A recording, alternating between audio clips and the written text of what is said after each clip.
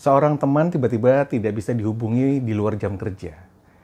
Saya tanya dong, kenapa sih lu susah banget dihubungin di luar jam kerja?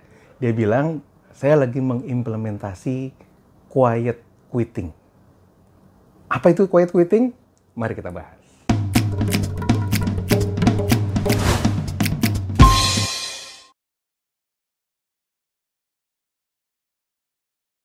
Oke, quiet quitting itu adalah sebuah gerakan ya, sebenarnya sebuah gerakan yang sekarang tuh lagi trending banget di Amerika.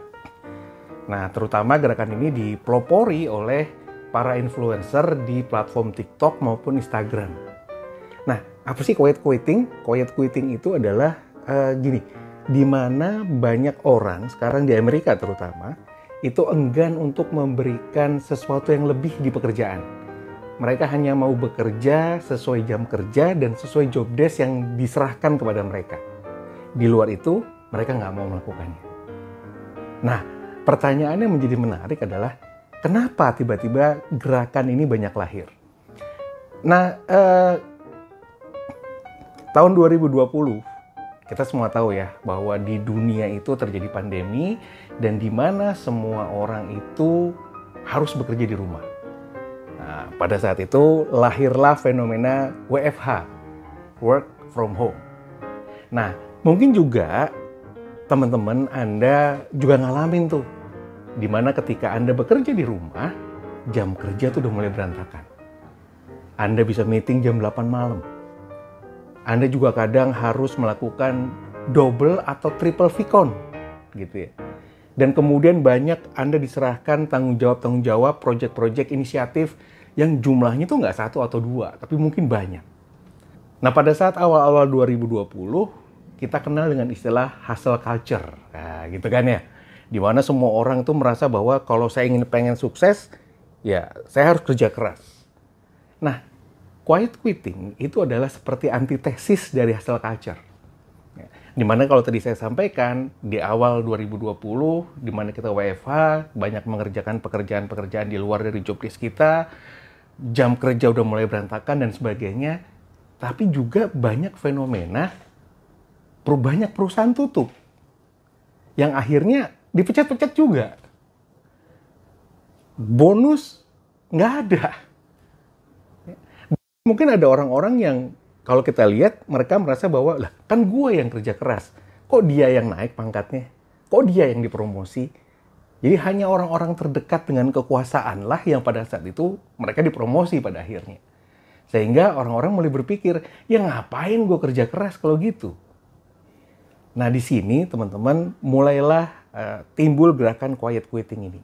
Nah di sini teman-teman, orang dengan quiet quitting ini ngerasa bahwa jam kerja yang berantakan, kemudian pola hidup hustle culture tadi membuat hidup mereka seperti tidak balance gitu. Ya, sehingga akhirnya mereka merasa bahwa wah ini saya harus membenahi kehidupan saya. Nah, sehingga akhirnya mulailah fenomena quiet quitting ini juga mulai diramaikan. Nah, faktor yang lain yang menyebabkan quiet quitting itu adalah kalau kita tahu, terutama di Amerika ya, terutama di Amerika terjadi inflasi. Bahkan katanya di 40 tahun terakhir, inflasi di Amerika ini adalah yang paling tinggi sekarang ini. Nah, mereka ngerasa bahwa gue udah kerja keras, tapi pendapatan gue nggak naik, pendapatan gue nggak nambah, tapi pengeluaran juga jadi tetap nambah gitu. Sehingga akhirnya mereka merasa bahwa kayaknya gue perlu melakukan sesuatu di luar pekerjaan untuk nambah penghasilan.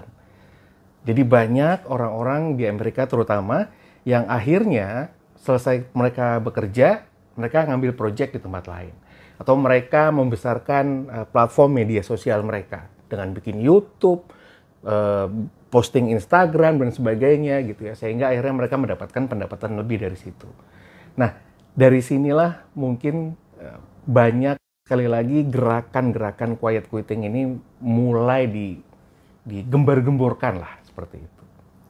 Nah, yang menarik adalah kayak gini. Ada perbedaan besar antara gerakan quiet quitting dengan slacker atau pemalas. Ya. Nah, quiet quitting ini bukan berarti mereka nggak mau kerja. Mereka kerja.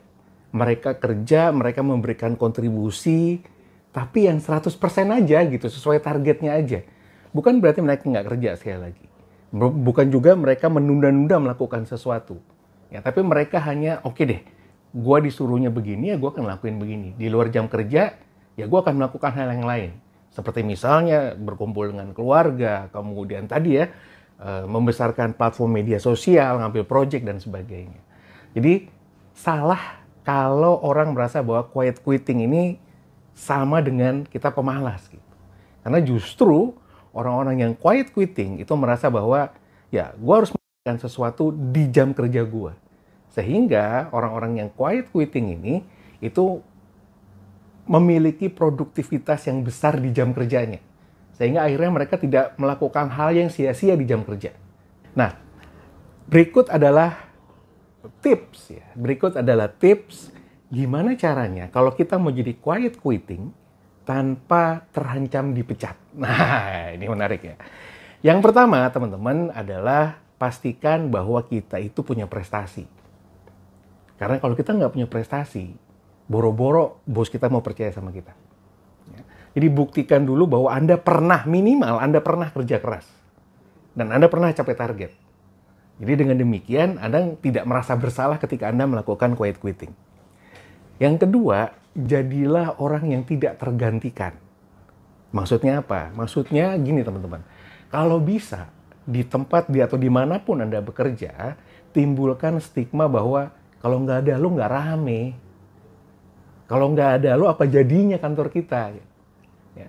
Nah, gimana caranya menjadi orang yang tidak tergantikan? Ya, asahlah karakter dan kompetensi yang teman-teman miliki gitu.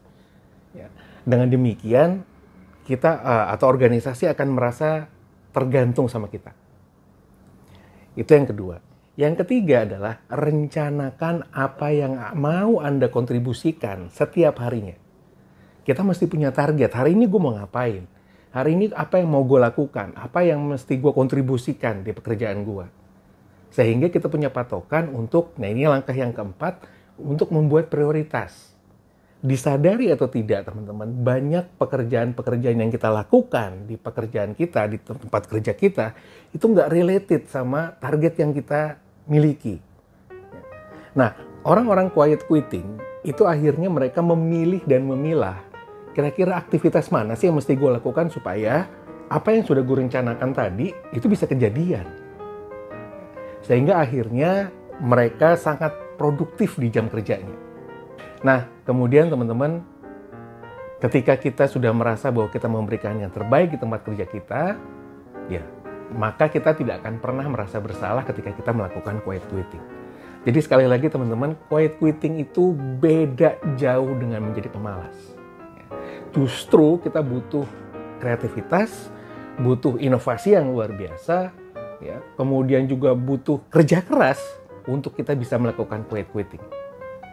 Kalau teman-teman pernah, dulu zaman saya masih sekolah dulu, ada sebuah anime atau manga yang judulnya Shaman King. Di Shaman King, itu tokoh utamanya punya cita-cita, gue pengen hidup santai. Tapi supaya gue bisa hidup santai, gue mesti jadi yang terbaik di bidang gue. Nah itu yang mesti kita lakukan ketika kita mau quiet quitting. Kalau teman-teman mau hidup teman-teman well balanced, mau hidup teman-teman quote-unquote lebih santai, maka pastikan waktu kerja teman-teman itu benar-benar produktif. Teman-teman tidak harus punya 900 miliar di brankas. Nggak perlu. Ya, teman-teman hanya cukup kerja keras. Terima kasih.